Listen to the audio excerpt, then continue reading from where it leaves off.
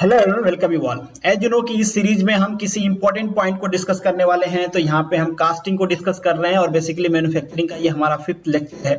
और कास्टिंग में आज हम डिस्कस करने वाले हैं पैटर्न को। तो हम पैटर्न को डिस्कस करेंगे, इसके टाइप्स को डिस्कस करेंगे, इसके टाइप्स के जो एप्लीकेशंस हैं कि बेसिकली इस पैटर्न से किस टाइप के प्रोडक्ट बनाए जाते हैं उसको डिस्कस करेंगे। पैटर्न में मॉडिफिकेशंस क्या क्या होते हैं, मतलब अलाउंसेस जिसे हम कहते हैं इन शॉर्ट। तो अलाउंसेस को हम डिस्कस करेंगे डिटेल में। और बेसिकली इस लेक्चर के बाद आपको कोई भी क्वेश्चन पैटर्न से रिलेटेड आएगा तो you are able to solve. ऐसा नहीं कि बहुत ज्यादा टफ क्वेश्चन पूछा जाता है यहाँ पे आपके पीएसयूज में या फिर स्टेट लेवल के एग्जाम में या फिर आपके ईएससी में, बट कंफ्यूजन की वजह से या फिर लैक ऑफ नॉलेज की वजह से आप क्वेश्चन को गलत कर देते हो। जहां पे आपको पॉजिटिव मार्क्स मिलना चाहिए वहां पे नेगेटिव मार्क्स मिल जाते हैं। तो हम ट्राई करेंगे कि आज जो प्रीवियस ईयर के कुछ क्वेश्चंस हैं जो फ्रिक्वेंटली पूछे जाते हैं या उससे रिलेटेड जो फंडामेंटल है वो सारी चीजें आज डिस्कस कर लेंगे। तो आज आपका पैटर्न का जो टॉपिक है वो कंप्लीट हो जाएगा। तो चलिए शुरू करते हैं लेक्चर को। Before starting the lecture, this is the humble request to all of you, follow मॉन academy on the different platform. अगर आपको इन वीडियो के पीडीएफ चाहिए तो आप मुझे टेलीग्राम पे ज्वाइन कर सकते हैं, आप मुझे इंस्टाग्राम और फेसबुक पे भी फॉलो कर सकते हैं। अगर आप मुझसे पर्सनली जुड़ना चाहते हैं तो आप मेरे ट्विटर और इंस्टाग्राम की आईडी को फॉलो कर सकते हैं।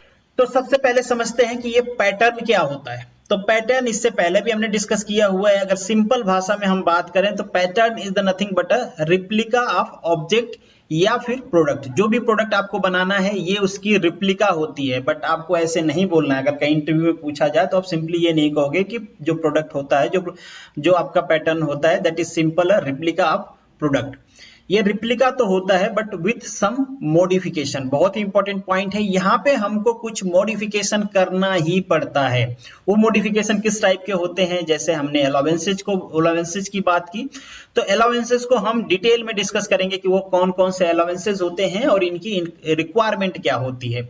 दूसरा चीज, अगर कहीं पे रिक्वायर्ड है तो आपको कोर या कोर प्रिंट की रिक्वायरमेंट होगी। जैसे कहीं पे हॉलो चीज बनाना है तो वहां पे आपको कोर लगाना पड़ता है, उसके सपोर्ट के लिए कोर प्रिंट लगाना पड़ता है। और सेकेंड चीज, elimination of the fine detail. Suppose करिए कि आपके प्रोडक्ट पे कोई ऐसा डिटेल है, बहुत ही फाइन डिटेल है, और आपको पता है कास्टिंग की जो सरफेस फिनिशिंग होती है या फिर डायमेंशन एक्यूरेसी जो होती है वो बहुत ज्यादा अच्छी होती नहीं है। और आपका ये प्रोडक्ट है, इस पे सपोज कोई डिजाइन बनाई गई है, छोटी छोटी कुछ भी डिजाइन है, तो इस डिजाइन को आप कास्टिंग से नहीं बना पाओगे। तो ये चीज आपको पैटर्न पे ध्यान रखना होगा। ये सारी चीजें आपको पैटर्न पे नहीं बनानी है या फिर पैटर्न से रिमूव करना पड़ेगा। और ये बनाने के लिए आपको फर्दर प्रोसेस अप्लाई करना पड़ेगा। जैसे कि आप सीएनसी मशीन से कटिंग कर सकते हो, बट वो चीजें आप कास्टिंग से नहीं बना सकते हो। बहुत ही फाइन डायमेंशन या डायमेंशन एक्यूरेसी यहाँ पे आपको नहीं मिलती है। सरफेस फिनिशिंग भी बहुत अच्छी नहीं मिलती। तो ये बेसिकली 3 मेजर मॉडिफिकेशन होते हैं आपके पैटर्न में, और ये मॉडिफिकेशन के बाद आपको प्रोडक्ट मिल जाता है। नेक्स्ट डिस्कस करते हैं कि पैटर्न अलाउंसेस क्या होते हैं। तो जैसे कि हमने डिस्कस किया कि जो आपकी पैटर्न की डायमेंशन है ये डिफरेंट होती है आपके फाइनल प्रोडक्ट के डायमेंशन से। तो ये जो डिफरेंस होता है इसी को हम कहते हैं अलाउंसेज। अब ये डिफरेंस आता क्यों है और अलाउंसेज होते क्यों हैं? तो बहुत ही सिंपल लैंग्वेज में हम बचपन से पढ़ते आए हैं और बहुत ही एक जनरल ट्रेंड है कि जब किसी प्रोडक्ट को, किसी मेटल को, किसी नॉन मेटल को हम क्या करते हैं, हीट प्रोवाइड करते हैं। इसका टेम्परेचर अगर इंक्रीज होता है तो यहाँ पे क्या होता है, एक्सपेंशन होता है। अगर ये कूल होता है तो कॉन्ट्रैक्शन होता है, मॉलिक्यूल एक दूसरे के पास आते हैं तो इसका क्या होता है, वहां पे कॉन्ट्रैक्शन, मतलब साइज इसकी छोटी होती है। तो सिंपली हम समझ गए कि टेम्परेचर बढ़ेगा तो एक्सपेंशन होगा, टेम्परेचर घटेगा तो कॉन्ट्रैक्शन होगा। इन जनरल हम बात कर रहे हैं। कोई एक्सेप्शन केस है जैसे ग्रे कास्ट आयरन है तो उसको हम छोड़ देते हैं, उसके बारे में क्वेश्चन आएगा, उसको भी हम डिस्कस करेंगे। तो यहाँ पे आपको ये चीजें समझ में आ गई। तो यहाँ पे तो हम करते वही हैं, पहले मेटल को क्या करते हैं, हम पोरिंग टेम्परेचर से 200 डिग्री प्लस तक हॉट करते हैं तो यहाँ पे एक्सपेंशन हो गया। अगेन उसको हम पोर करके सॉलिडिफाई करते हैं तो वहां पे कॉन्ट्रैक्शन हो गया। तो कॉन्ट्रैक्शन हो गया तो उसकी साइज क्या होगी, डिक्रीज होगी। एक्सपेंशन हुआ है ऑलरेडी तो यहाँ पे साइज बड़ी होगी, मतलब मॉलिक्यूल्स दूर दूर तक गए होंगे जब हम उसको हीट किए होंगे, मोल्टन मेटल बनाए होंगे। तो ये सारी चीजें हमको ध्यान रखनी पड़ती है जब हम पैटर्न बनाते हैं तो।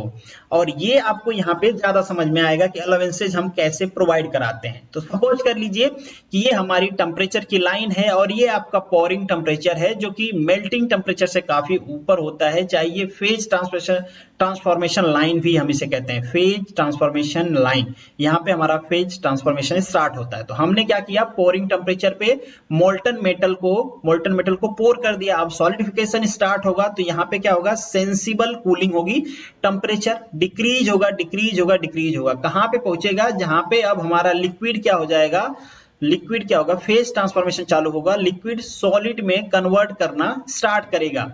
तो यहाँ पे क्या होगा, टेम्परेचर डिक्रीज हो रहा है तो कॉन्ट्रैक्शन होगा। किसी भी मेटल में होता है, किसी भी मेटल में, सारे मेटल्स में या फिर सारे जो भी प्रोडक्ट आप बनाओगे सारे मटेरियल में क्या होता है, ये कॉन्ट्रैक्ट होंगे, मॉलिक्यूल श्रिंक होंगे। तो यहाँ पे क्या होगा, आपको रिक्वायरमेंट होगी एडिशनल लिक्विड की।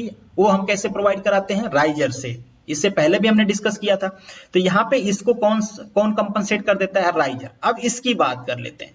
तो मैक्सिमम जो मटेरियल होता है उसमें क्या होता है, ये वाला जो फेज ट्रांसफॉर्मेशन होता है लिक्विड से सॉलिड, यहाँ पे भी मॉलिक्यूल क्या होते हैं, श्रिंक होते हैं, मतलब कॉन्ट्रैक्शन होता है, except then the grey cast iron को छोड़ के बाकी सब में क्या होता है, यहाँ पे श्रिंकेज ही होता है। तो यहाँ पे भी एडिशनल लिक्विड मेटल की रिक्वायरमेंट होती है, जिसको कौन प्रोवाइड करता है, हमारा राइजर प्रोवाइड करता है। ग्रे कास्ट आयरन में यहाँ पे एक्सपेंशन होता है, तो चाहे एक्सपेंशन हो चाहे कॉन्ट्रैक्शन हो, यहाँ पे लिक्विड की रिक्वायरमेंट होती है। तो लिक्विड की रिक्वायरमेंट कौन फुलफिल करता है, हमारा राइजर। तो ये दोनों जो बेसिकली श्रिंकेज हैं, ये दोनों श्रिंकेज यहां से लेके यहां तक, ये सेंसिबल कूलिंग है। यहाँ पे सेंसिबल कूलिंग होती नहीं है क्योंकि फेज चेंज होता है, तो कांस्टेंट टेम्परेचर पे फेज ट्रांसफॉर्मेशन होता है। तो इन दोनों केसेज में राइजर क्या करता है, लिक्विड प्रोवाइड कराता है टू कंपनसेट द श्रिंकेज। अब हम बात करते हैं जब हम फ्रीजिंग टेम्परेचर से नीचे आते हैं रूम टेम्परेचर पे। तो यहाँ पे देखो, यहाँ पे तो ये सॉलिडिफाई हो गया, यहाँ पे कंप्लीट सॉलिड है हमारा मटेरियल। जब ये कंप्लीट सॉलिड है तो इसके बाद ये रूम टेम्परेचर पे आएगा, अगेन इसमें क्या होगा, श्रिंकेज होगा। तो इसे हम कहते हैं सॉलिड श्रिंकेज। और सॉलिड श्रिंकेज को हम, चूंकि अब ये फ्रीज हो चुका है, तो इसको हम राइजर से कंपनसेट नहीं कर सकते। तो इसको कंपनसेट करने के लिए हमको पैटर्न पे थोड़ा सा एडिशनल डायमेंशन देनी पड़ती है, मतलब पैटर्न को थोड़ा बड़ा बनाना पड़ता है हमको हमारे एक्चुअल साइजिंग से, एक्चुअल प्रोडक्ट के डायमेंशन से। तो आपको समझ में आ गया होगा, सिंपल चीज है। दोनों से क्वेश्चन पूछे जाते हैं कि ये जो आपका सॉलिडिफिकेशन की केस है, जहां पे सेंसिबल कूलिंग हो रही है या फिर फेज चेंज हो रहा है, यहाँ का जो श्रिंकेज है इसको कंपनसेट किया जाता है by the riser. Riser simple आपको मैंने फर्स्ट लेक्चर में बताया हुआ था, अगर आपने फर्स्ट लेक्चर्स नहीं देखे हैं तो वहां पे देखिए, राइजर की फंक्शनलिटी को हमने डिस्कस किया हुआ है। तो यहाँ पे इसको राइजर कंपनसेट करता है। और जब यहाँ पे डायमेंशन कम होती है तो इस डायमेंशन को फुलफिल करने के लिए, जिसे हम सॉलिड श्रिंकेज कहते हैं, यहाँ पे हम पैटर्न में एडिशनल डायमेंशन या बढ़ा के ऐड कर देते हैं। और हमको पहले से पता होता है कि कौन से मटेरियल का कितना श्रिंकेज होगा, ऑलरेडी नियर अबाउट हमको पता होता है, तो उतना हम वहां पे ऐड कर देते हैं। नेक्स्ट पॉइंट पे बढ़ते हैं। नेक्स्ट पॉइंट है आपका फिनिश और मशीनिंग अलाउंसेस। जैसे कि हमने पहले डिस्कस किया कि जो हमारी कास्टिंग प्रोडक्ट होता है वहां पे हमको एक्यूरेसी में भी प्रॉब्लम होती है। जो आपको डायमेंशन चाहिए वो एक्यूरेट डायमेंशन आप कास्टिंग से नहीं बना सकते। दूसरी चीज, इसकी जो सरफेस फिनिश होती है वो काफी पुअर होती है, तो हमको मशीनिंग की रिक्वायरमेंट होती है। और 100% जितने भी कास्टिंग प्रोडक्ट होते हैं उन सभी की मशीनिंग होती है, कुछ प्रोडक्ट को छोड़ के जहां पे सरफेस फिनिश मैटर नहीं करता है। जैसे कोई ब्लॉक आपने बना लिए तो वहां पे अगर मैटर नहीं करता है सरफेस फिनिश, तो हम क्या करते हैं, उसको एज इट इज रहने देते हैं। बट मोस्ट ऑफ द जो प्रोडक्ट होते हैं वहां पे सरफेस फिनिश मैटर करता है। और डायमेंशन तो बहुत ज्यादा इंपॉर्टेंट फैक्टर है, डायमेंशन एक्यूरेसी मैटर करती है। तो डायमेंशन एक्यूरेसी और सरफेस फिनिशिंग हमको कास्टिंग से नहीं मिलता है, इसलिए हमको मशीनिंग अलाउंस देने पड़ते हैं।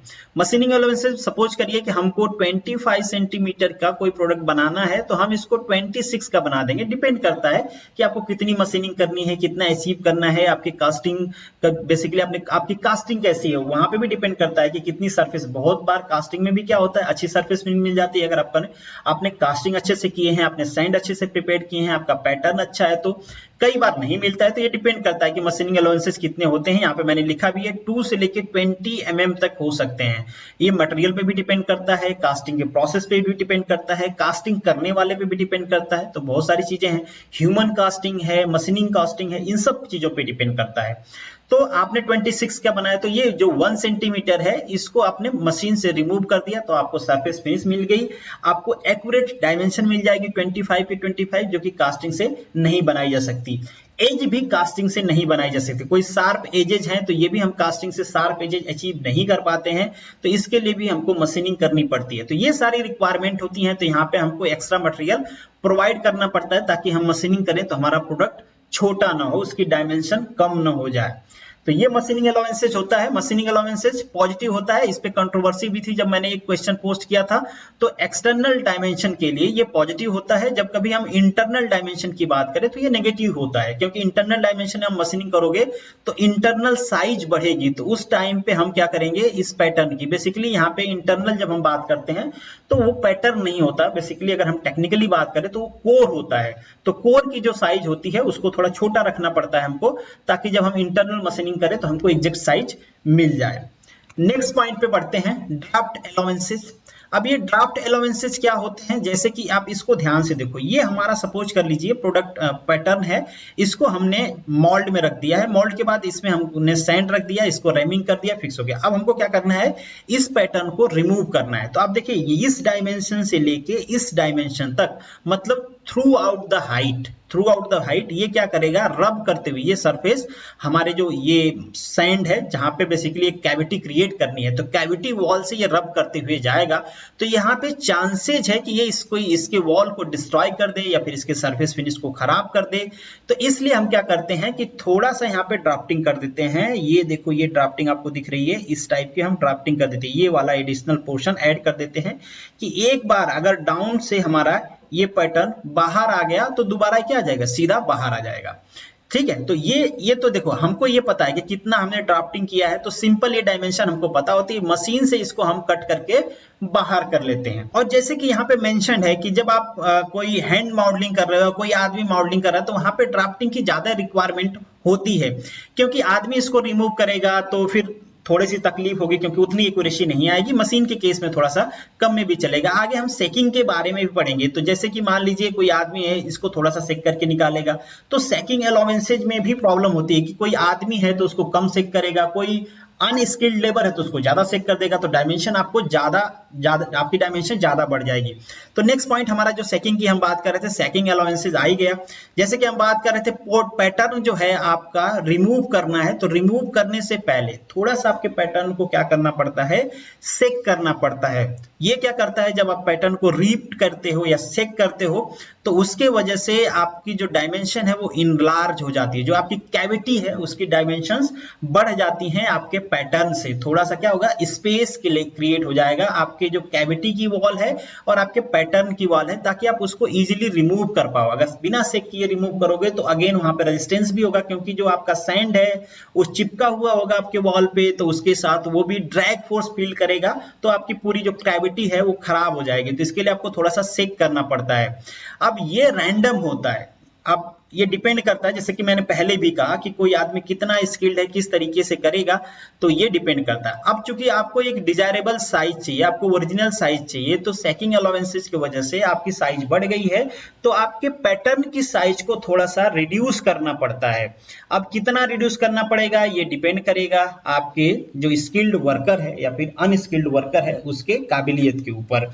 तो ये एक तरह का क्या होता है, नेगेटिव अलाउंसेज होता है। और जैसे कि यहाँ पे ये वर्ड मेंशन किया गया, ये बहुत ही सिंपल वर्ड है, no sure way to qualify this allowances. ये बहुत ही सिंपल है, मगर आप सोच के देखो कि आप ह्यूज अमाउंट में प्रोडक्ट बना रहे हो, अलग अलग लेबर बना रहे हैं वहां पे, और सेकिंग अलाउंसेज सबका अलग अलग आएगा, और आपने एक मशीन डिजाइन की ताकि उस सेकिंग अलाउंसेज को आप कंपनसेट कर पाओ।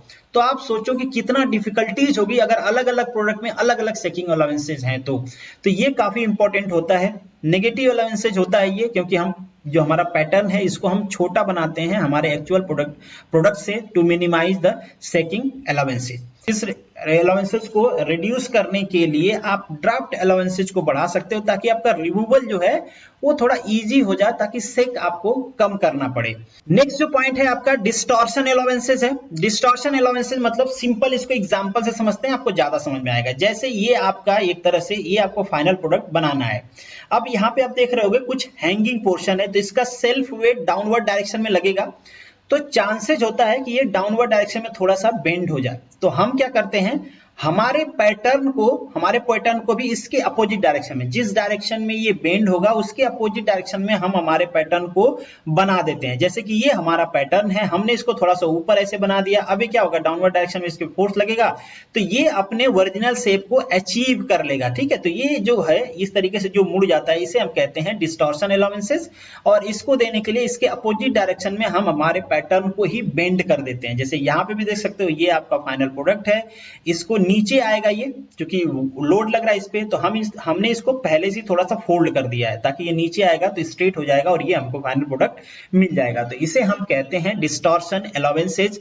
और ये बेसिकली हम वहां पे प्रोवाइड करते हैं जहां पे कुछ हैंगिंग पोर्शन हो या फिर कोई बड़ा पोर्शन है। जैसे यहाँ पे कुछ डायमेंशन दिखेंगे, जैसे वी टाइप, यू टाइप के, कहीं पे आप कोई सेक्शंस बना रहे हो, फ्लैट सेक्शंस हैं जहां पे चांसेज होते हैं कि वो डिस्टॉर्ट हो सकते हैं बाय द सेल्फ वेट, या फिर रैमिंग के टाइम पे ऐसा हो सकता है, क्योंकि आपको रैम भी करना होता है, तो रैमिंग टाइम पे इसको सपोर्ट नहीं है तो क्या होगा, यहाँ पे डिस्टॉर्शन हो सकता है।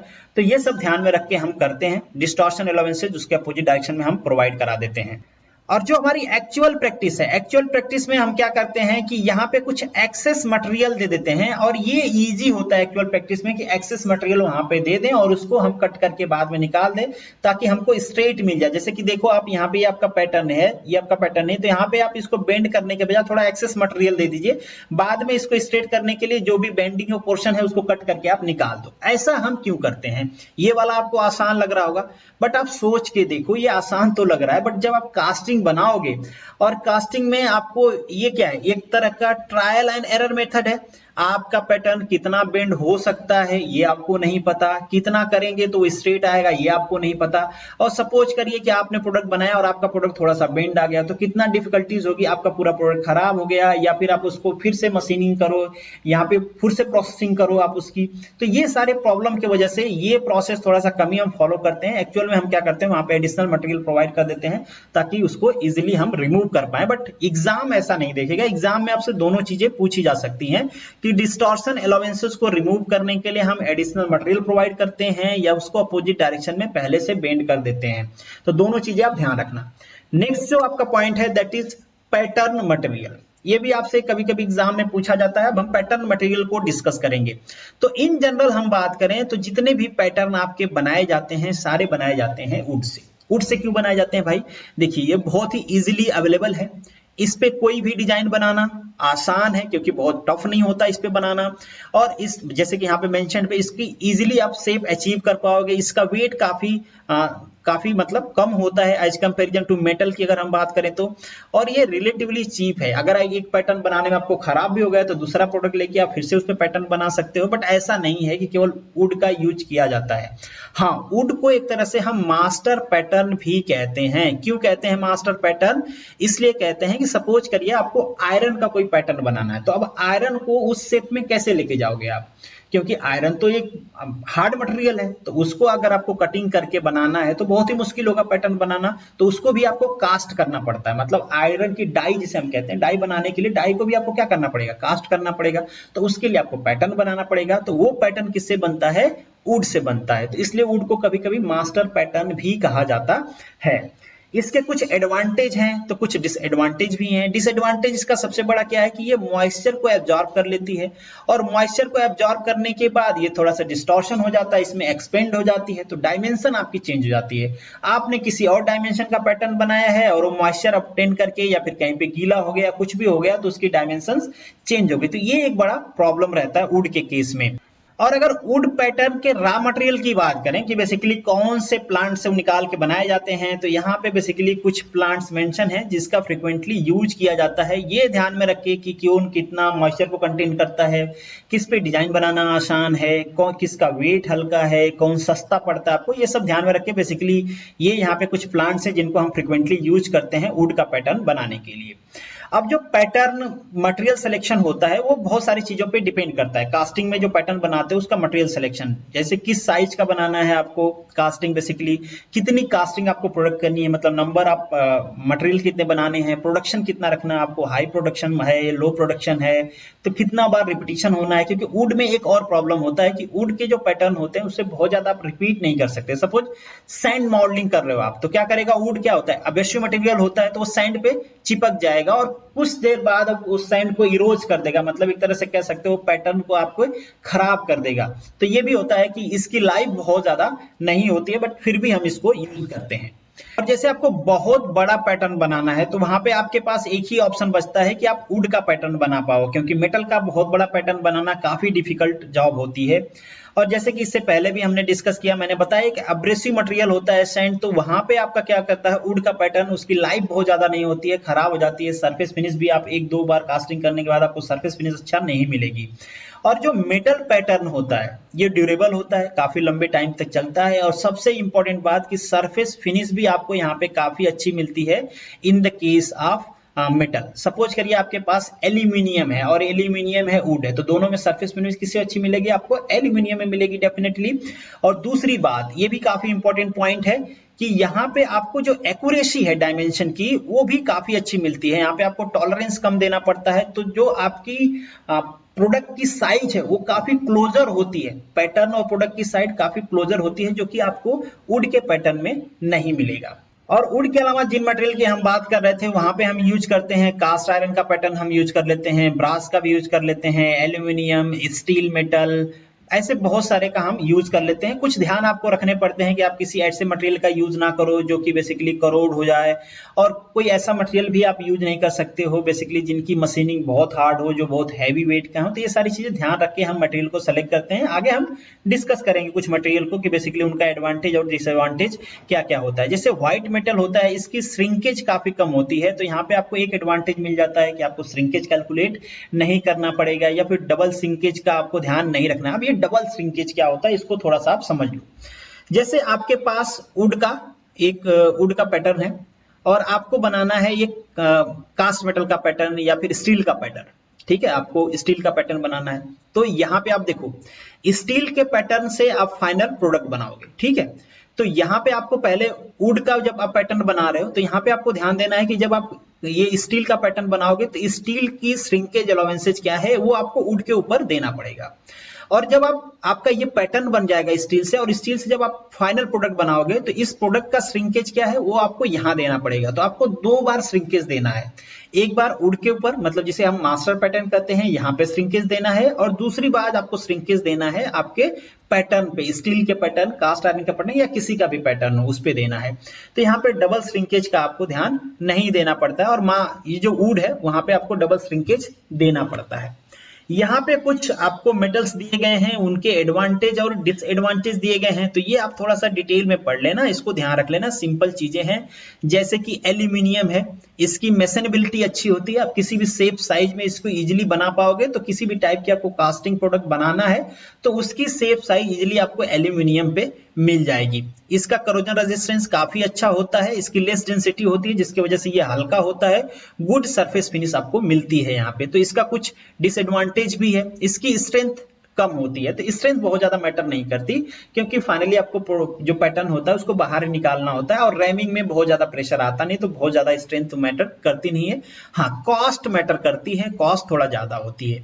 इसी तरीके से अगर हम ग्रे कास्ट आयरन की बात करें तो इसकी मेंसिबिलिटी अच्छी होती है, स्ट्रेंथ अच्छी होती है, लो कॉस्ट होती है, बट यहाँ पे करोड़ होने का चांसेस होता है और डेंसिटी ज्यादा होती है जिसकी वजह से वेट ज्यादा होता है। तो इसी तरीके से स्टील भी है, ब्रॉन्ज भी है, लेड भी है, प्लास्टिक के भी बनाते हैं हम, मगर वो बेसिकली इन्वेस्टमेंट कास्टिंग में बनाते हैं, वैक्स का भी बनाते हैं हम। तो ये सारे पैटर्न हम बेसिकली पैटर्न मटेरियल यूज करते हैं, जहां पे जैसी रिक्वायरमेंट होती है वैसा हम यूज करते हैं। तो यहाँ पे हम बेसिकली मेटल्स की बात कर रहे हैं, तो कुछ मेटल्स का मेंशन है यहाँ पे, आप ध्यान रख लेना। जैसे स्टील की भी बात अगर हम करें तो गुड सरफेस फिनिश होती है, यहाँ पे हाई स्ट्रेंथ होती है, यहाँ पे भी करोजन का प्रॉब्लम है, वेट ज्यादा होती है।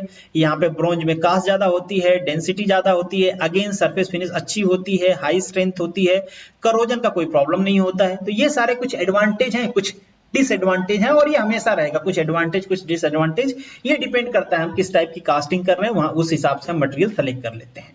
अब हम प्लास्टिक पैटर्न की बात करते हैं, जैसे कि इससे पहले भी मैंने कहा, तो प्लास्टिक पैटर्न भी यूज किया जाता है। क्यों यूज किया जाता है? इसका लो वेट होता है, इजी फॉर्मेबिलिटी होती है, इजीली प्लास्टिक को कम टेम्परेचर पे हम किसी भी फॉर्म में चेंज कर सकते हैं, स्मूथ सरफेस फिनिश होता है और ड्यूरेबिलिटी भी होती है। इसको इजीली आप क्लीन भी कर सकते हो, जैसे कि हम वुड को नहीं कर सकते थे, यहाँ पे इसको आप क्लीन कर सकते हो। ये मॉइस्चर को अब्जॉर्ब नहीं करेगी, तो आपके डायमेंशन में कोई प्रॉब्लम नहीं आने वाली, वो चेंज नहीं होंगी। जैसे कि मैंने बोला, इसको आप क्लीन भी इजीली कर सकते हो। और जो प्लास्टिक के पैटर्न होते हैं वो बेसिकली प्लास्टर ऑफ पेरिस से हम बना लेते हैं। ठीक है, plaster of Paris basically one time use होता है, वहां से हम प्लास्टिक के पैटर्न बना लेते हैं, फिर प्लास्टिक पैटर्न से हम आगे के प्रोडक्ट बनाते रहते हैं। और जनरली यहाँ पे जो प्लास्टिक यूज किया जाता है वो कोल्ड सेटिंग प्लास्टिक होता है, और यहाँ पे भी डबल श्रिंकेज का बहुत ज्यादा आपको टेंशन नहीं होती है, जैसे कि बाकी केस में हमने कहा है। तो प्लास्टिक में बहुत ज्यादा श्रिंकेज होता नहीं, तो इसलिए आपको डबल श्रिंकेज का ध्यान नहीं देना पड़ता है। नेक्स्ट जो आपका पैटर्न मटेरियल है दैट इज पॉलीयूरेथीन फोम। ये आपने देखे होंगे, जब बड़ी मशीनें कभी आती हैं तो उनके साइड में ये बेसिकली लगाया गया रहता है, चाहे कोई सेंसिटिव पार्ट होता है तो वहां पे भी लगाया रहता है कि बाहर से कोई शॉक आए तो ये अब्जॉर्ब कर लेता है। चूंकि लाइट वेट होता है तो इसलिए हम वहां पे इसका यूज करते हैं। यहाँ पे भी ये इसका एक एडवांटेज है कि ये लाइट वेट होता है और इसको किसी भी फॉर्म में किसी भी शेप में हम इजीली बना सकते हैं। घर पे बैठे बैठे आप नाइफ से, ब्लेड से भी इसकी शेप साइज चेंज कर सकते हो इजीली। तो बहुत ही हल्का होता है। तो जो भी लाइट ड्यूटी वर्क्स होते हैं, कहीं पे भी स्मॉल कास्टिंग आपको बनाना होता है तो वहां पे आप बेसिकली इसका यूज कर सकते हो। दूसरी इंपॉर्टेंस क्या है इसकी, कि ये बर्न आउट होने के बाद बहुत ही कम रेजिडुअल प्रोड्यूस करता है, तो इसलिए हमको रिक्वायर्ड नहीं होता है कि पैटर्न को हम निकालें, सिंपली हम इसका यूज करते हैं, उसमें मटेरियल को पोर कर देते हैं और ये बर्न आउट हो जाता है। बर्न आउट होकर ये इवापोरेट हो जाता है गैस फॉर्म में, बहुत ही कम रेजिडुअल प्रोड्यूस करता है। तो ये भी एक तरह का इसका एक एडवांटेज होता है। इसकी प्राइस भी बहुत ज्यादा नहीं होती है और रेजिडुअल भी कम प्रोड्यूस करता है, तो ये सारे एडवांटेज भी होते हैं इसका।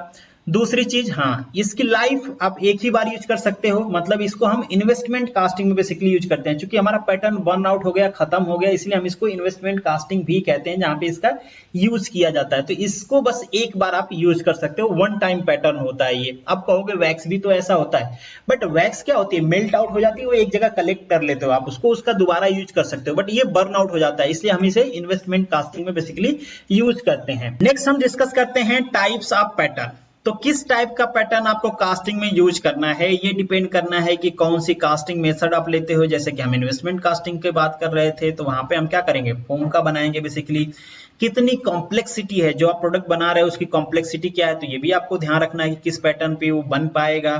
ये सारी चीजें आपको ध्यान में रखना होता है, उसकी शेप साइज क्या है, ये सारी चीजें ध्यान में रख के आप पैटर्न का टाइप सेलेक्ट करते हो। तो अब हम डिस्कस करते हैं जो हमारा फर्स्ट टाइप है, that is single piece pattern.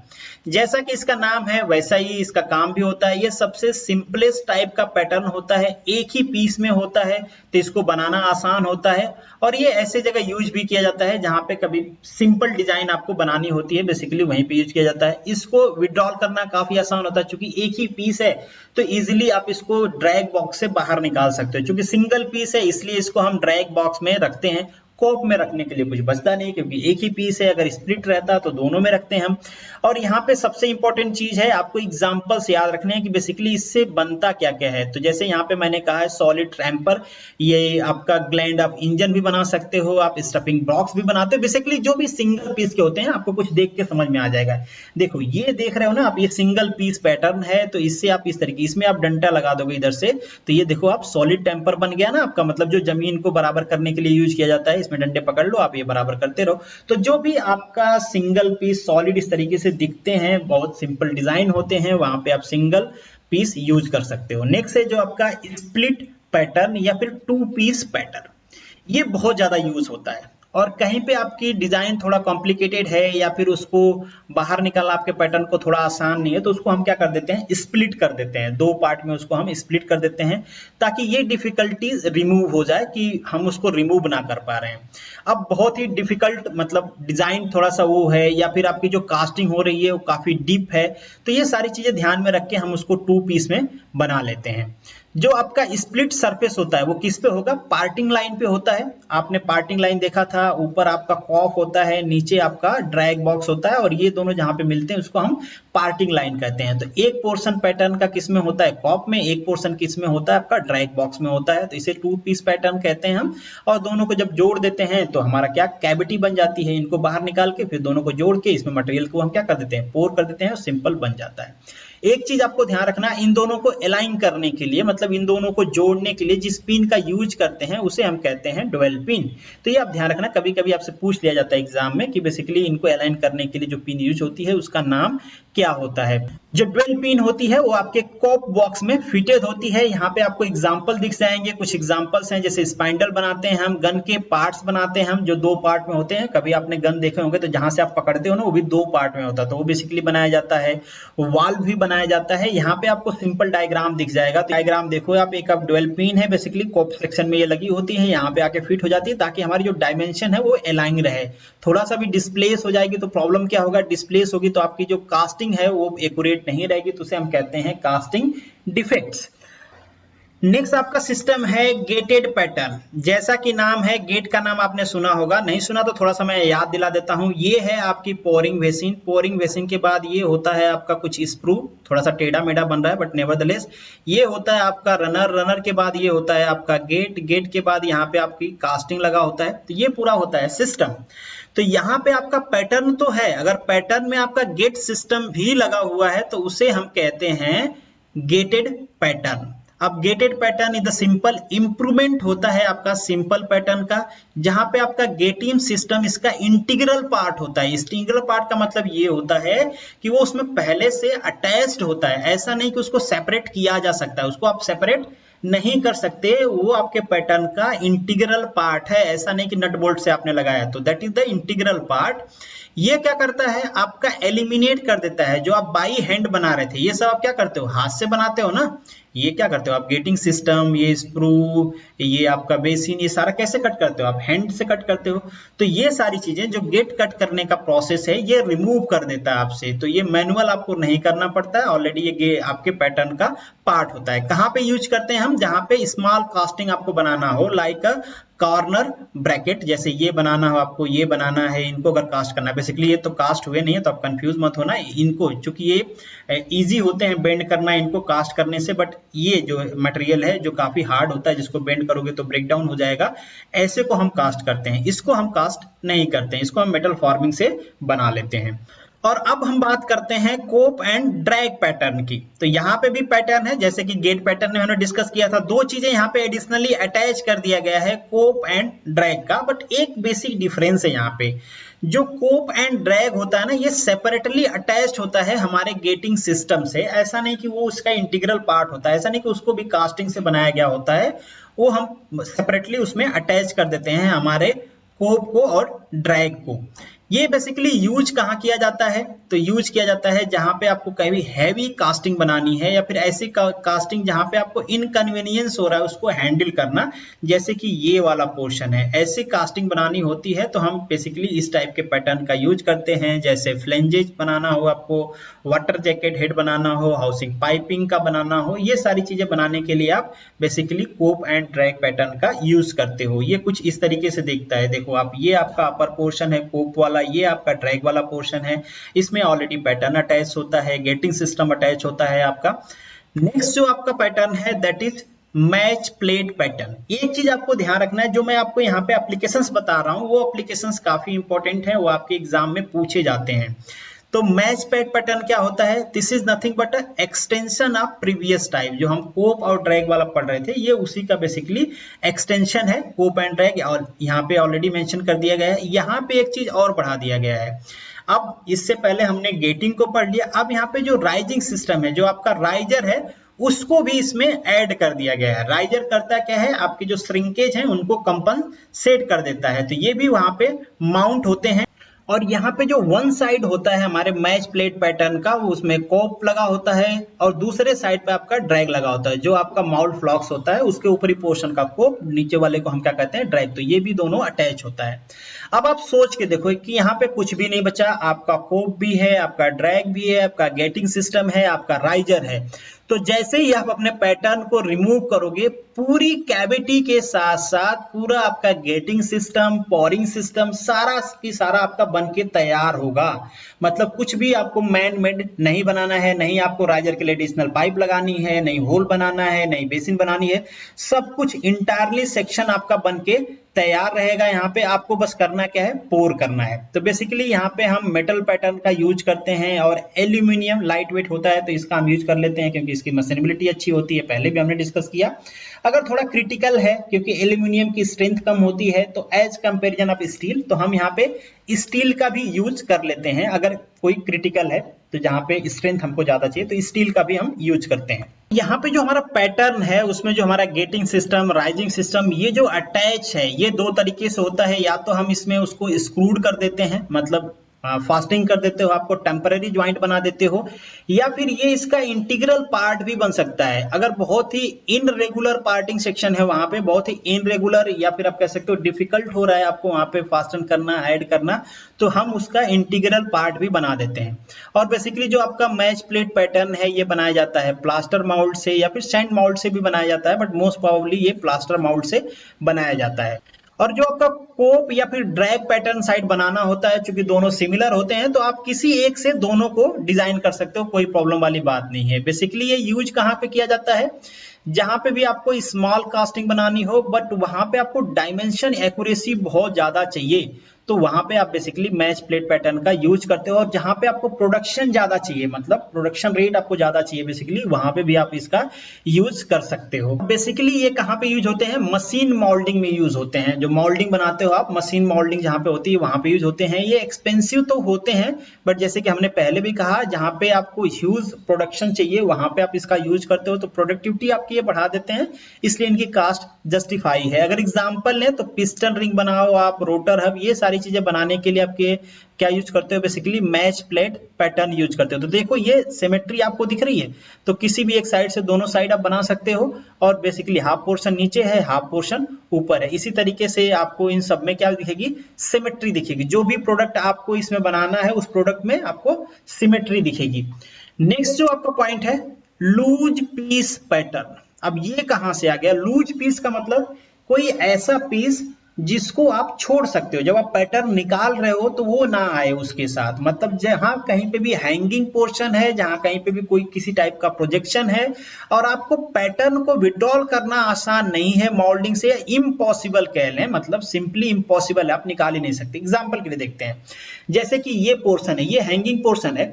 अगर आपको इस पैटर्न को निकालना तो इस पैटर्न को तो आप सिंपल खींच लोगे, मगर यहाँ पे देखो ये सारा सैंड चिपका हुआ होगा तो ये वाला पोर्शन के लिए स्पेस ही नहीं है बाहर जाने के लिए। ये जाएगा तो क्या करेगा, आपके इस जो सैंड की वॉल है इसको तोड़ते हुए जाएगा, तो कैविटी पूरी खराब कर देगा। यहाँ पे भी सिमिलर चीजें हैं, ये हैंगिंग पोर्शन है, यहाँ पे भी वैसे ही आप निकाल नहीं सकते।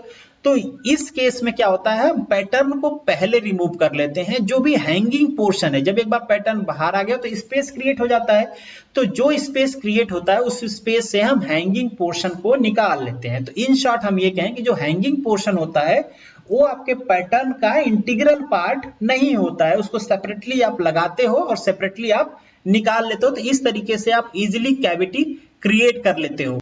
और जैसा कि मैंने कहा, एक बार आपका मेन पैटर्न बाहर आ जाता है तो उसके पास जो भी लूज पीस है उसको आप बाहर निकाल सकते हो गैप के थ्रू, जैसे कि हमने पहले भी बात कर लिया। बट यहाँ पे आपको क्या चाहिए, ये एक स्किल्ड जॉब है, ऐसा नहीं कि कोई ऐसे आदमी को लगा दिया आपने जो पूरी जो आपकी मोल्ड है या पूरी कैविटी है उसको खराब कर दिया। तो थोड़ी सी यहाँ पे एक्सपीरियंस होल्डर की जरूरत होती है, मतलब स्किल्ड जॉब चाहिए। ये थोड़ा जनरली एक्सपेंसिव होता है। और एग्जांपल देखें क्या क्या बनाया जाता है इससे, रोटर हब, एक्सेल पिन, कोई भी हैंगिंग पार्ट या कोई भी ऐसा प्रोजेक्शन पार्ट जहां पे बनाना होता है वहां पे बेसिकली हम लूज पीस पैटर्न का यूज करते हैं। फॉलो बोर्ड पैटर्न, ये क्या होता है, बेसिकली जहां कहीं पे भी हैंगिंग पोर्शन होता है, क्यों यूज करते हैं फॉलो बोर्ड का, हम बेसिकली एक बोर्ड यूज करते हैं और चूंकि ये हमारे पैटर्न को फॉलो करता है इसलिए इसको हम फॉलो बोर्ड पैटर्न कह देते हैं। अब जैसे कि ये आपका पैटर्न, ये एक्स्ट्रा पोर्शन बाहर है जिसको सपोर्ट नहीं है, ग्राउंड सपोर्ट नहीं है, तो अगर आप इसको रैम करोगे, जब ये पूरा आपको मोल्ड में होगा, आप वहां पे सैंड फिल करके रैम करोगे, तो उस टाइम पे यहाँ पे डिस्टॉर्शन हो सकता है और आपकी कास्टिंग में कास्टिंग डिफेक्ट आ सकता है, आपकी कास्टिंग खराब हो सकती है। इसलिए यहाँ पे हम एक सपोर्ट प्रोवाइड करते हैं, एक बोर्ड प्रोवाइड करते हैं। इस बोर्ड को हम कहते हैं फॉलो बोर्ड, और ये बोर्ड इससे क्लोजली अटैच होता है ताकि जब कभी भी आप इसको रैम करो तो ये उसको क्या करे, सपोर्ट प्रोवाइड करे। जो भी आपका स्ट्रक्चरली वीकेंड पोर्शन है उसको सपोर्ट के लिए हम फॉलो बोर्ड का यूज करते हैं, इसलिए इसे हम कहते हैं फॉलो बोर्ड पैटर्न। और इसका भी यूज हम बहुत सारे जगह पे करते हैं, मतलब जहां पे भी ऐसी रिक्वायरमेंट हो वहां पे फॉलो बोर्ड का हम यूज कर लेते हैं। नेक्स्ट जो आपका पॉइंट है स्वीप पैटर्न। अब ये स्वीप पैटर्न क्या होता है, जैसे इसका नाम है स्वीप, स्वीप मतलब कहीं से कोई चीज है उसको घुमाना, स्वीप करना। तो ये बेसिकली होता है स्वीप पैटर्न, जहां कहीं पे भी हमको 3D डायमेंशन की जरूरत होती है बट हम 3D पैटर्न नहीं बनाना चाहते, तो वहां पे हम स्वीप पैटर्न का यूज करते हैं। जैसे सिंपल इसका एग्जांपल है आपको व्हील रेम, और सबसे सिंपल एग्जांपल है आपको बेल बनाना है, मंदिर में जो घंटी लटकी होती है वो बनाना है। कुछ ऐसे होती है घंटी, देखो ऐसे, अगर मैं बहुत गलत ना बनाऊं तो ये आपको, इसको अगर आप ऐसे रोटेट कर दो तो देखो पूरा ऐसे घूम जाएगी बेल की तरह। तो ये एक पैटर्न बना लिया आपने, पैटर्न का सरफेस है, और इसको आपने रोटेट कर दिया तो पूरा 3D पैटर्न बन गया आपका, और इजिली उसमें पोर कर दोगे आपकी बेल बन जाएगी। आप किस चीज से बच गए कि आपको ये ऐसे 3D पैटर्न नहीं बनाना पड़ा ना, इस तरीके से बेल होती है ना, तो आपको एक 3D पैटर्न नहीं बनाना पड़ा, बिना 3D पैटर्न बनाए आपका 3D प्रोडक्ट बन गया। तो इसे हम कहते हैं स्वीप पैटर्न। जहां कहीं पे भी लार्ज शेपिंग बनाना होता है आपको, और यहाँ पे एक्सिस सिमेट्री होती है। एक्सिस सिमेट्री तो डेफिनेटली होगी ना, जब किसी एक ही सरफेस को आप किसी एक्सिस पे स्वीप कर रहे हो तो एक्सिस सिमेट्री तो आएगी आएगी। तो बहुत ही कॉमन पॉइंट है। तो एक्सिस सिमेट्री जहां कहीं पे होती है इसको हम बनाते हैं। यहाँ पे भी एग्जांपल दिया हुआ है, बेल शेप या सिलेंड्रिकल शेप, ये सारी चीजें हम बनाते हैं। बेसिकली लार्ज कास्टिंग में हम इसका यूज करते हैं। तो बेसिकली आपको ये एग्जांपल सारे ध्यान में रखने हैं, एग्जाम में पूछा जा सकता है। नेक्स्ट जो पैटर्न है दैट इज स्केलेटन पैटर्न। जैसा कि नाम है वैसा ही ये वर्क भी है इसका। स्केलेटन मतलब कंकाल एक तरह का, अगर सिंपल भाषा में बात करें तो यहाँ पे केवल सरफेसेस लाइन आपको दिखती है। बेसिकली ये स्ट्रिप्स की बनी होती हैं, वुड स्ट्रिप्स की बनी होती हैं। इसके ऊपर आप क्या करते हो, सैंड का यूज कर लेते हो और आपका स्केलेटन पैटर्न तैयार हो जाता है। सिंपल स्केलेटन पैटर्न का यूज हम कहां पे करते हैं, जहां पे आपको बड़ी साइज की कुछ कास्टिंग बनानी है और कम क्वांटिटी में बनानी है। बेसिकली लार्ज प्रोडक्ट जैसे कि टरबाइन हो, पाइप हो, एल टाइप के बेंड्स हो, इस तरीके के प्रोडक्ट जब आप बनाने होते हैं तो स्केलेटन प्रोडक्ट का यूज करते हो। यहाँ पे आप देख रहे होगे कि लाइन तरीके का ये कुछ दिख रहा है, ये इस तरीके की शेपिंग होती है एक, जिसको स्केलेटन हम कह सकते हैं। जैसे कि अंदर कुछ नहीं है, खोखला है, इसलिए हम इसको स्केलेटन कहते हैं। इसके ऊपर हम क्या करते हैं, सैंडिंग कर देते हैं और बाद में उसको एज ए पैटर्न हम यूज कर लेते हैं। और यहाँ पे जितने भी पैटर्न्स को हमने डिस्कस किए हैं उन सारे पैटर्न्स का फिगर एक जगह आपको दिख जाएगा, तो माइंड में आपको रहेगा कि कौन सा पैटर्न कैसा होता है, क्या एप्लीकेशंस होते हैं, ऑलरेडी हमने डिस्कस कर लिए हैं। ये भी काफी इंपॉर्टेंट है, इससे भी क्वेश्चन पूछा जाता है। पैटर्न का कलर कोड बेसिकली क्यों यूज किया जाता है, ताकि जो माउल्ड मेकर है वो उसकी फंक्शनलिटी को समझ पाए कि इस पोर्शन का कहाँ पे लगाना है, क्या इसका यूज है, फर्दर इस पे क्या होने वाला है। तो बेसिकली वो फंक्शनलिटी को समझने के लिए हम क्या करते हैं, कलर कोड का यूज करते हैं। यहाँ पे कुछ कलर कोड मेंशन किया गया है, जैसे रेड और ऑरेंज सरफेस कहाँ पे होता है जो अभी फिनिश्ड नहीं हो, yellow surface on the surface to be machined, ये सारे हैं। ब्लैक सरफेस मतलब अनमशीन्ड ओपनिंग हो, येलो स्ट्रिप एंड ब्लैक और प्रिंट जो मशीन्ड ओपनिंग हो। तो ये आप याद रखना, ये जो कलर कोड है इससे रिलेटेड भी क्वेश्चन आपसे एग्जाम में पूछा जाता है, तो काफी इंपॉर्टेंट है, ध्यान रखना आप, क्वेश्चन आपको जरूर मिलेगा इस पे।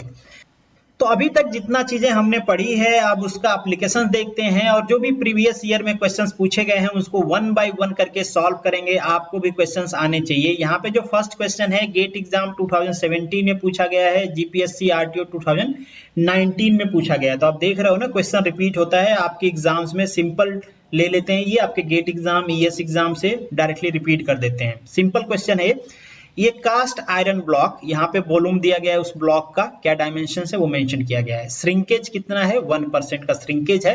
तो यहाँ से आपको रेशियो पूछा जा रहा है, ratio of volume of pattern to that the casting, casting का और वॉल्यूम ऑफ द पैटर्न का। तो आपको पहले पैटर्न फाइंड आउट करना है कि अगर यहाँ पे श्रिंकेज इतना है तो पैटर्न क्या होगा, पैटर्न की साइज क्या होगी। साइज कैसे फाइंड आउट करोगे आप, सिंपल, यहाँ पे ध्यान रखना पैटर्न के साइज की बात किया जा रहा है, यहाँ पे कंट्रोवर्सी हो सकती है तो उसको हम डिस्कस करेंगे कि क्या आपको प्रॉब्लम हो सकता है।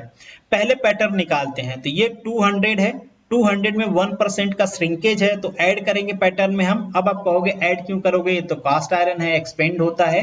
तो एक चीज मैं पहले आपको बता देता हूं, आपको ध्यान रखना है, पहले भी हमने ग्रे कास्ट आयरन का डिस्कस किया हुआ है कि ग्रे कास्ट आयरन यहाँ पे एक्सपेंड होता है, ये इस पोर्शन में एक्सपेंड होता है।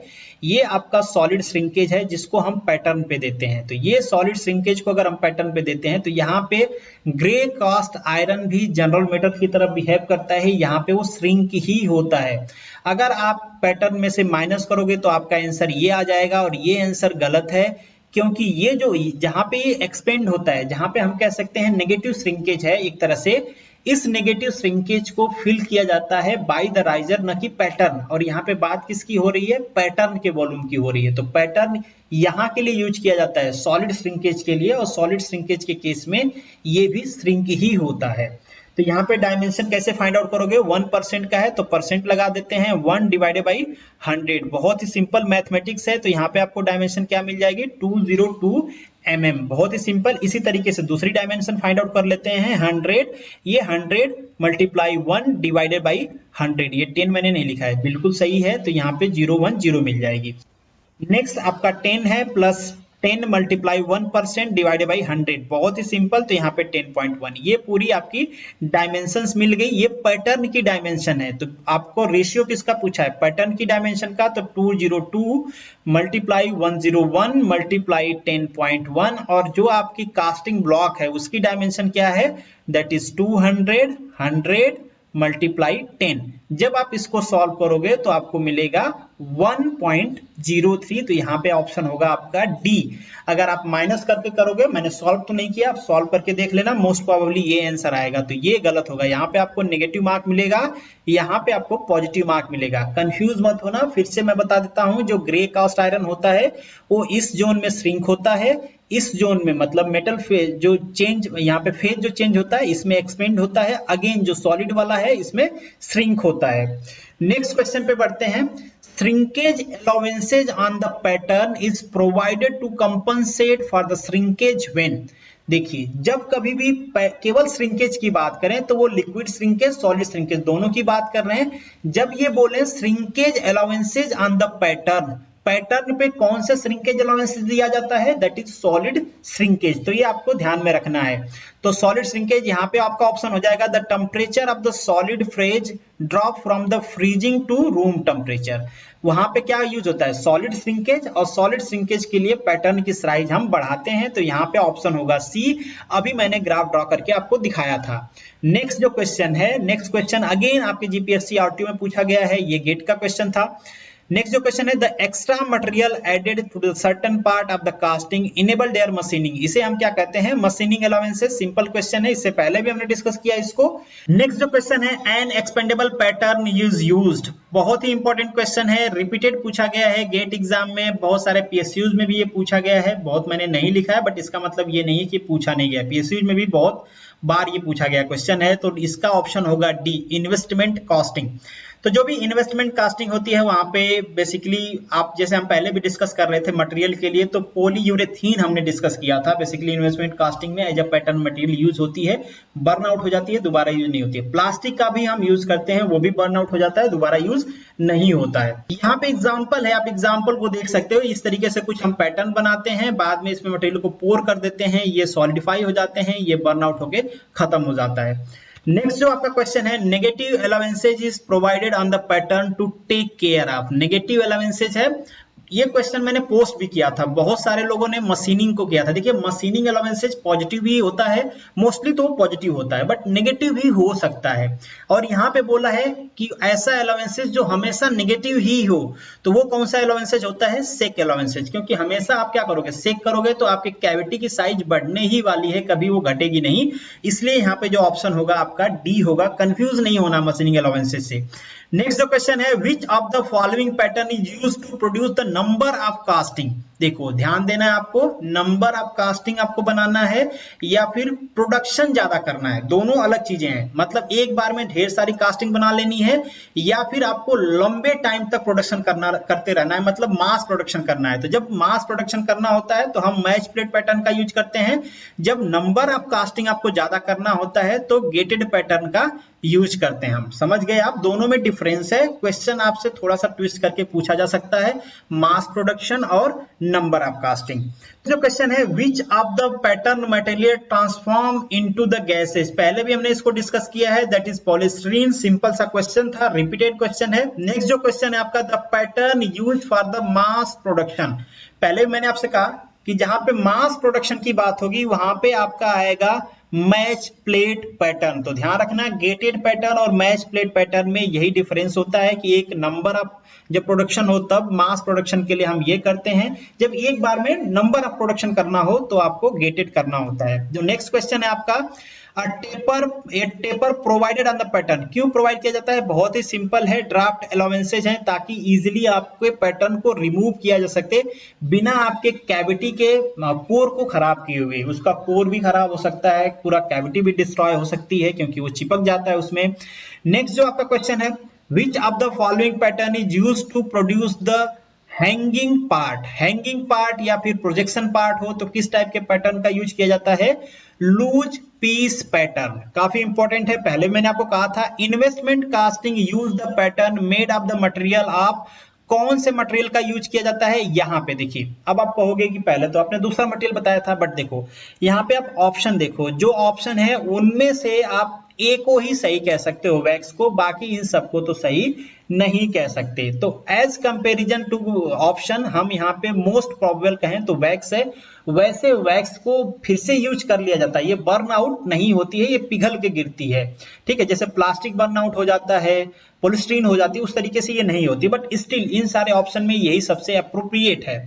आपका क्वेश्चन है, distortion allowances is not provided in the following shape, इनमें से कौन सा ऐसा शेप है जहां पे डिस्टॉर्शन अलाउंसेज नहीं दिया जाता है? डिस्टॉर्शन अलाउंसेज हमने डिस्कस किया, जहां पे थोड़ा सा प्रोजेक्शन ज्यादा होता है, वेट की वजह से क्या होता है? डिस्टॉर्शन हो जाता है। यू में देते हैं हम, टी में देंगे, जहां भी बड़ी साइज शेपिंग होगी वहां पे हम देंगे, सी में हम देंगे डेफिनेटली, यहाँ पे भी एक्स्ट्रा पोर्शन है। ओ में देखो सिमेट्री है, इसलिए हमको यहाँ पे देने की जरूरत नहीं पड़ती है डिस्टॉर्शन। नेक्स्ट जो आपका क्वेश्चन है, that is amount of the draft required does not depend upon, आप ड्राफ्ट कितना दोगे ये किस चीज पे डिपेंड नहीं करेगा। देखिए साइज क्या है, डेफिनेटली डिपेंड करेगा, कितनी बड़ी कास्टिंग है, आपको उसको निकालने के लिए कितना ड्राफ्ट देना चाहिए। माउल्डिंग मेथड क्या है, डेफिनेटली डिपेंड करेगा। आपका मेथड ऑफ प्रोडक्शन क्या है, ये भी डिपेंड करेगा। मगर मटेरियल कौन सा है पैटर्न का, इससे क्या मतलब है ड्राफ्टिंग का? इससे तो कोई मतलब नहीं है। तो यहाँ पे ऑप्शन होगा आपका सी, क्योंकि मटेरियल का इफेक्ट नहीं पड़ता है, इन सब का इफेक्ट होगा, किसी का ज्यादा होगा, किसी का कम होगा। अगर सबसे एसेंशियल कहें तो हम कहेंगे कास्टिंग का साइज क्या है, उसके हिसाब से हम ड्राफ्टिंग प्रोवाइड करेंगे, जितनी बड़ी कास्टिंग उतनी ज्यादा ड्राफ्टिंग। नेक्स्ट जो आपका क्वेश्चन है, ड्यू टू सेक अलाउंसेज से the filter are provided on the pattern. नहीं भाई, सेक अलाउंसेज से फिल्टर का क्या लेना देना है? तो बेसिकली सेक अलाउंसेज है तो आप पैटर्न को क्या करते हो, स्लाइडली स्मॉल बनाते हो, ताकि सेक अलाउंसेज से आपकी कैविटी बढ़ जाएगी और आपको एक्चुअल साइड अचीव हो जाएगी। तो यहाँ पे जो आपका ऑप्शन है वो डी करेक्ट है। नेक्स्ट जो क्वेश्चन है आपका, shrinkage allowances on the pattern is provided to take care. Shrinkage allowances किसको टेक केयर करते हैं? कंफ्यूज नहीं होना है, श्रिंकेज अलाउंसेज ऑन पैटर्न बोला है। केवल श्रिंकेज अलाउंसेज बोलता तो उसमें लिक्विड भी आता, सॉलिड भी आता, मगर पैटर्न किसके बारे में काम करता है? केवल और केवल सॉलिड के बारे में। बहुत बार मैंने बता दिया, यहाँ पे ऑप्शन होगा आपका बी, सॉलिड अलाउंसेज। नेक्स्ट जो आपका क्वेश्चन है, a taper provided on the pattern are easily and clean withdrawal. Again कौन सा अलाउंसेज है? वो ड्राफ्ट अलाउंसेज है, क्वेश्चन डी। तो आप देखो क्वेश्चन की लैंग्वेज थोड़ा सा ट्विस्ट कर करके ये बार बार क्वेश्चंस को रिपीट कर रहे हैं, मतलब अगर आपका फंडामेंटल क्लियर है तो आप किसी भी टाइप के क्वेश्चन को सॉल्व कर सकते हो। नेक्स्ट जो आपका, bell shaped are generally made by, किससे बनाते हैं? स्वीप पैटर्न से। हम 3D प्रोडक्ट बनाने से, 3D पैटर्न बनाने से बचते हैं और इसी को स्वीप करके बना लेते हैं। कैसे प्रोडक्ट बनते हैं इससे? एक्सिस सिमेट्री प्रोडक्ट बनते हैं। नेक्स्ट जो क्वेश्चन है, in sand casting which is not possible to get very fine detail. Definitely हमने पहले स्टार्टिंग में ही डिस्कस कर लिया था जब हम पैटर्न मॉडिफिकेशन की बात कर रहे थे, पैटर्न की बात कर रहे थे, कि वहां पे आपको बहुत ही फाइन डिटेल आपके सरफेस पे नहीं आने वाला है। आपके पैटर्न पे अगर ऐसा कुछ डिजाइन है तो उसको एलिमिनेट कर देना है। अगर उसको बनाना है तो फर्दर आपको क्या करना होगा, कोई और मैन्युफैक्चरिंग प्रोसेस लगा के बनाना होगा। तो यहाँ पे जो आपका ऑप्शन है वो ई है, eliminate the detail on the product. Next जो आपका क्वेश्चन है, shrinkage allowances is added to the pattern dimension to take care of. Again question को रिपीट किया गया है, तो shrinkage allowances on pattern is the solid shrinkage. ये क्वेश्चन बहुत ज्यादा इंपॉर्टेंट है और बहुत बार रिपीट हो गया है, बट लैंग्वेज चेंज है इसलिए मैंने ऐड कर दिया। आपको भी पता चलेगा कि एक ही क्वेश्चन को ये कैसे चेंज कर करके पूछते हैं। Sweep pattern are used to the moulding part having the shape of, symmetrical shape रहेगी तभी बनाएंगे, कॉम्प्लेक्स शेप पे हम इसका यूज नहीं करते हैं। जहां पे भी सिमेट्री होगी वहीं पे स्वीप पैटर्न का यूज कर सकते हैं हम, बाकी जगह नहीं कर सकते। जैसे कि ये है, इसको हम रोटेट कर देते हैं, ऐसे पूरी शेप बन जाती है, पहले भी मैंने आपको दिखाया। Consumable pattern are made, consumable जो पैटर्न होते हैं वो किसके बनाए जाते हैं, जैसे यहाँ पे आपका ऑप्शन होगा पॉलीस्टीरीन, ए करेक्ट होगा। देखो यहाँ पे ए भी है, आपका वैक्स भी है, तो यहाँ पे मोर एप्रोप्रिएट आपके पास जो ऑप्शन है that is A. Shell pattern are often use for, जो सेल पैटर्न होता है जहां कहीं पे भी आपको डायमेंशन एक्यूरेसी चाहिए, हाई प्रोडक्शन रेट चाहिए, ऐसे जगह पे आप कहीं पे स्मॉल और मीडियम साइज के पार्ट्स बनाने हैं तो उस बेसिकली वहां पे आप सेल पैटर्न का यूज करते हो। जैसे गियर हाउसिंग हुआ, सिलेंडर हेड हुआ, आपकी पाइप वर्क्स हुए, बेंड्स हुए, इस टाइप की चीजें बनाने के लिए आप यूज करते हो। तो यहाँ पे जो आपका ऑप्शन है that is all of above. जो नेक्स्ट आपका क्वेश्चन है, the colour mark on the surface of pattern to be unmachined is, unmachined है तो कौन सा मार्क्स होना चाहिए, that is a, that is black colour. In casting expendable pattern is use, कौन से कास्टिंग में यूज किया जाता है, इन्वेस्टमेंट कास्टिंग में एक्सपेंडेबल पैटर्न यूज किया जाता है। उसका मटेरियल क्या है वो भी इंपॉर्टेंट है, कई बार आ गया वो क्वेश्चन, वो भी ध्यान रखना आप। नेक्स्ट जो क्वेश्चन है, which of the following material require the largest shrinkage allowances, तो यहाँ पे आपका होगा डी, प्लेन कार्बन स्टील। बाकी सबको हमने कल भी डिस्कस किया था, जैसे प्लेन कार्बन स्टील अराउंड 20 के आसपास होता है, 20 mm पर मीटर। अगर एल्यूमिनियम की बात करें तो ये 13 to 17 होता है, डिपेंड करता है कि एल्यूमिनियम की प्योरिटी कितना है। ब्रास की बात करें तो 15.5 के आसपास होता है, कास्ट आयरन की बात करें तो 10.5 के आसपास होता है। वो आई एम रियली सॉरी कि मैं यहाँ पे आपको जो आंसर है वो ऐड नहीं कर पाया हूँ, बट टेलीग्राम पे जब मैं इसको शेयर करूंगा तो वहां पे आंसर को ऐड कर दूंगा, so don't worry about that. This is the end of this lecture, thank you so much for watching this. मिलेंगे नेक्स्ट लेक्चर में, तब तक के लिए all the best, good luck.